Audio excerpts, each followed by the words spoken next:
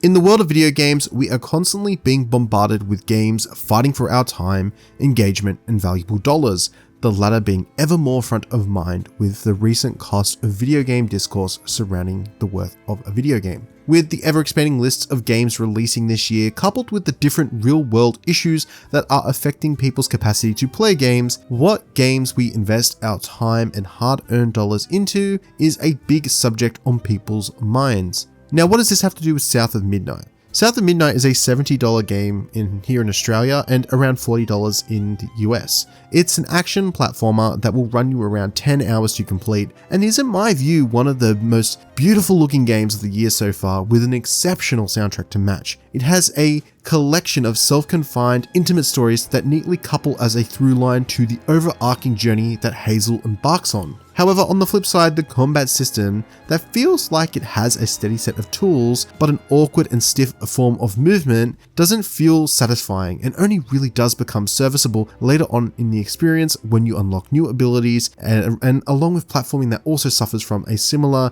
sort of movement issues and inconsistent platforming. Overall, I felt like I really enjoyed South of Midnight, but more for what it offered as a narrative-led experience and its artistic merits more than what it offers as a video game. There is absolutely an audience that will love this game, and I do believe overall South of Midnight is a great experience worth playing at some point in time, and the question that I aim to answer with this review is if that $40 price point is worth it for you, and through the lens of Game Pass, if South of Midnight is worth your time. So without delay, let's dive into my review for South of Midnight.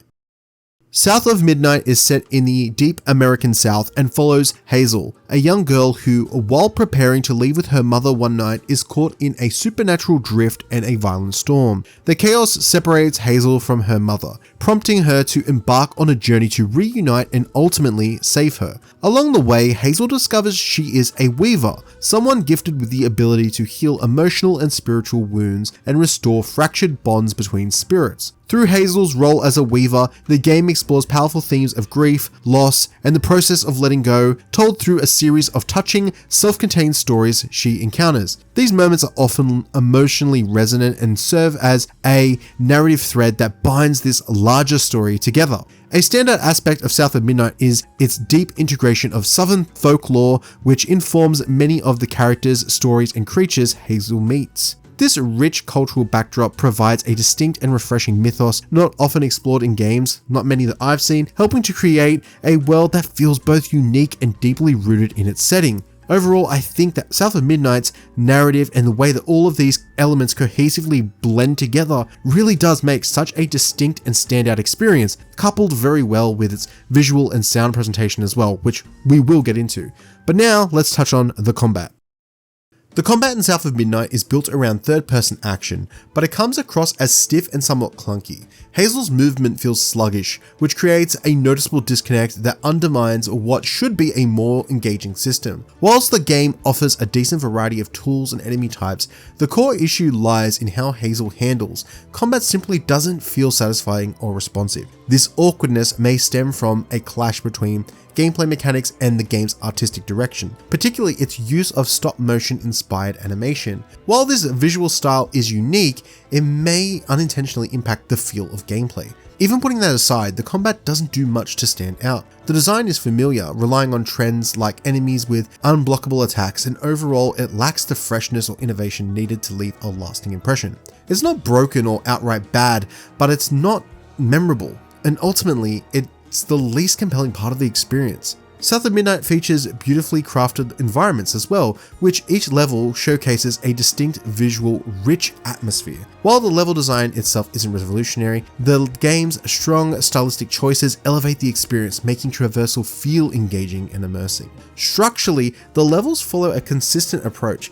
Players use the same tools featured in combat to solve light environmental puzzles and navigate platforming sections. Whilst these mechanics aren't particularly innovative, they are implemented effectively and competently to the game's overall world building. The design leans towards linearity, but this works in the game's favor, helping maintain narrative focus and pacing without feeling restrictive in any way. And in the end, the level design stands out more for its presentation and tone than its mechanical depth, but it serves the overall experience well. And the last segment that kind of glues the level design, combat, and everything together is its platforming. There are platforming segments here in South of Midnight that carry over many of the same issues unfortunately found in the combat, though slightly to a lesser degree. Movement often feels stiff and imprecise, with inconsistent interactions when jumping between ledges or platforms, sometimes causing Hazel to overreach or fall short unexpectedly. At the core of this issue is Hazel's sluggish and delayed responsiveness, which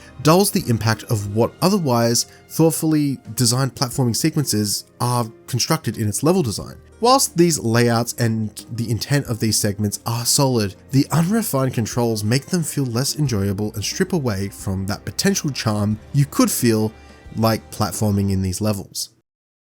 The visuals for South of Midnight are truly outstanding, with an art direction that stands out as one of the game's defining strengths and one of the big reasons I would recommend this one. The painted, stylized environments are rich with personality and detail, and the use of stop-motion inspired animation brings a unique texture to the experience and overall flair that you don't really often see in many other games. The game blends exaggerated visual effects and elements with grounded realism, creating a version of the Deep South that feels both fantastical and culturally resonant. Even with some flaws, it's impossible to not admire the artistry on display here. The world feels alive with small, thoughtful details, and the visual storytelling carries a strong sense of magical surrealism infused with Southern folklore. This distinctive aesthetic not only sets South of Midnight apart from other titles, but also makes it a strong contender for its art direction awards. I would not be surprised, seriously, seeing this game get nominated for art direction at the Game Awards and many other game award shows that come later in the year. With its variety of striking locations and imaginative presentation, the game's visuals are likely to be one of the most celebrated and memorable aspects of this entire experience, and something that we talk about for years to come with South of Midnight. I think truly this game and its visual presentation is outstanding, and I think that Compulsion have done an absolute incredible job on this front of the game. But the sound design is no slouch either, and I want to talk about the audio design of South of Midnight, which is equally impressive, playing a vital role in enhancing the game's atmosphere and storytelling. The soundtrack features a rich blend of genres, ranging from metallic twangs of folk and blues to emotionally charged jazz-inspired compositions that perfectly complement key narrative moments. Music is not just background here either, it actively supports the emotional tone and cultural setting of the story. Chris Fox, the game's audio director, described the soundscape as a haunted junk joint at 3 AM, equal parts sorrow, swagger, and spellcraft, and the game delivers exactly that. The sound design is immersive and deliberate, helping to further anchor the game's mystical southern identity and emotional core. It's a soundtrack and sonic experience that lingers, and one that elevates the game's overall impact, and one that you will look back on and be like, wow, they did an incredible job with so many different moments here with the choice and the vocal performances that they had on display here as well. Performance-wise, South of Midnight runs generally well, but there are some noticeable issues that can affect the experience. During the early parts of the playthrough, occasional stuttering occurred, particularly during transitions into cutscenes or moments involving Hazel's stop-motion style animations. It was sometimes difficult to tell whether the glitching and frame drops were an intentional stylistic movement thing that I just didn't notice, or actual performance drops. Adjusting the DLS settings helped to alleviate some of these issues, but intermittent stutters, especially during cutscene transitions, still would persist from time to time. While these hiccups are relatively minor in terms of their technical severity, their frequency early on was disruptive enough to really pull attention away from the experience and hinder it to some extent. It's something that players going to this game should be aware of if they are considering purchasing the game in particular.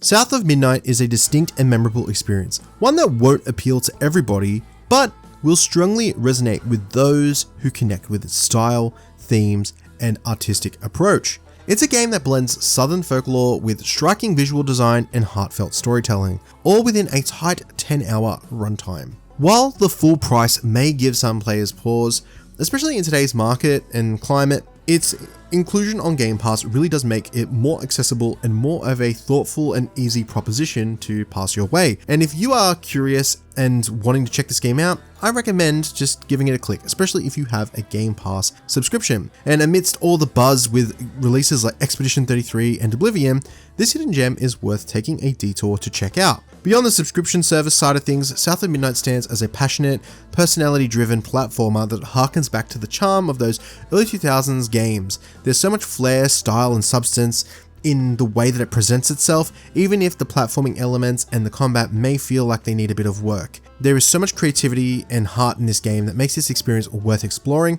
and one that may develop a cult following and hopefully a larger one in the years to come. But with that being said, I do think that if you are paying for this game, price points may vary depending on whether or not you want to check this game out, but if these are the types of things you're looking for in a game, then I absolutely recommend checking out South of Midnight. Thanks for watching.